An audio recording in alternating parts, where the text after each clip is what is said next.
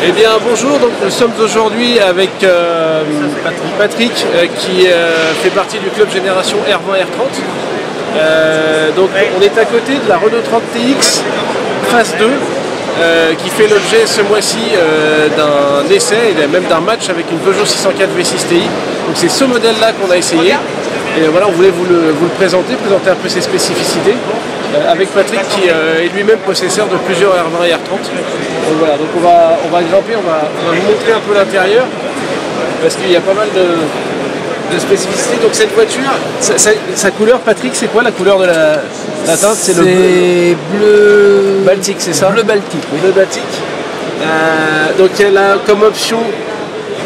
Elle a l'ordinateur de bord. Ouais, qui ne fonctionne que quand on allume le moteur.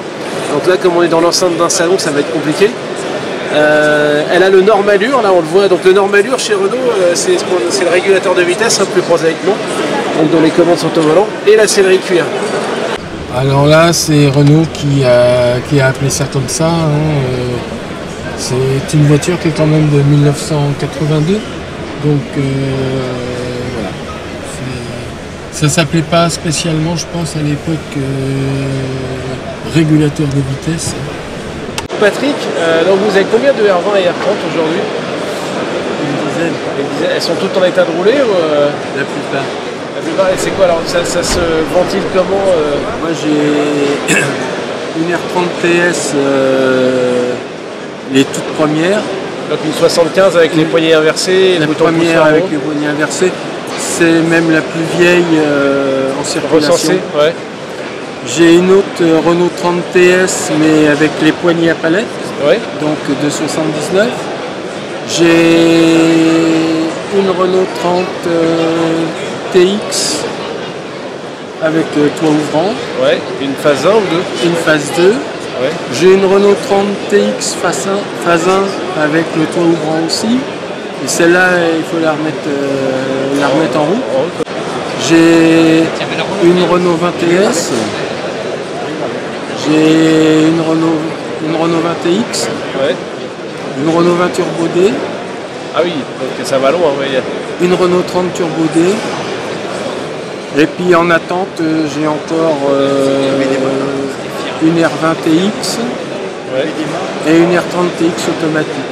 D'accord. Et donc en phase 1, vous avez les 30 TS, sont toutes en phase 1, donc avec l'ancien tableau de bord. Oui.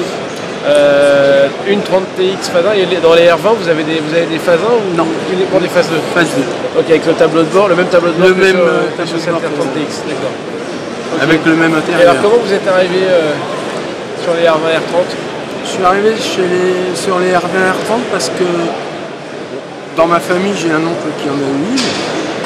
Et je trouvais qu'on n'en voyait vraiment pas. Ouais. Donc moi j'aime bien ce qu'on ne voit pas beaucoup. Alors là on parle de quelle date au moment où ça a commencé justement? On parle de quelles années? Moi ça a commencé il y a un peu plus de 10 ans. Ouais, donc effectivement en 2010 il n'y en avait plus très lourd sur les routes. On n'en voyait pas beaucoup, donc moi j'aime bien tout ce qu'on ne voit pas beaucoup. Donc je suis parti comme ça. Donc ça c'est le Normallure, c'est ce qu'on appelle maintenant un régulateur de vitesse. Donc là on a sous le capot de cette R30 TX, on a le fameux V6 PRV, donc Peugeot Renault Volvo, dans sa définition quasi initiale, puisqu'en fait il est sorti d'abord en carburateur sur les 604 V6 SL, les R30 et les R30 TS, et aussi la Volvo 264. Et là c'est un peu la première évolution avec l'injection Bosch K-Jetronic. Et là on a une version qui est en 142 chevaux, 144 sur la 604 concurrente, la V6 Ti. Et donc on gagne quand même pas mal en agrément avec l'injection, on gagne un peu en consommation, on gagne un peu en performance.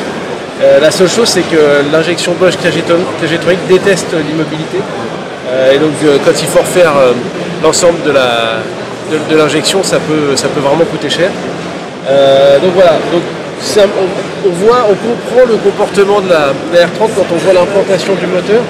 C'est-à-dire que contrairement à celui de la 604 qui est situé très près du tablier, donc sur l'essieu et même peut-être un peu en arrière de l'essieu, là à l'inverse il est quasiment en porte-à-faux avant, c'est-à-dire que la masse du moteur elle est en amont de l'essieu avant, et ce qui explique ce comportement assez sous-vireur et cette propension au freinage à plonger, parce que vous avez toute l'inertie du moteur qui vient appuyer sur l'avant de la voiture au freinage. Donc voilà. Mais sinon pour le reste, c'est un moteur sur lequel on a beaucoup glosé et qu'on a beaucoup critiqué, mais en réalité il y a eu il a eu pas mal d'évolutions au fil du temps, et il a même couru au Mans, il a développé jusqu'à 800 chevaux sur les prototypes du Mans, donc c'est un moteur qui est léger, tout en alu, je crois qu'il fait 165 kg, un truc comme ça, donc qui est plutôt très léger par rapport à ses concurrents et par rapport à tous les 600 lignes qui existaient chez BM ou chez Mercedes, et donc c'est plutôt un moteur qui est très réussi malgré ce qu'on a pu lire et écrire dessus dans la presse et ailleurs.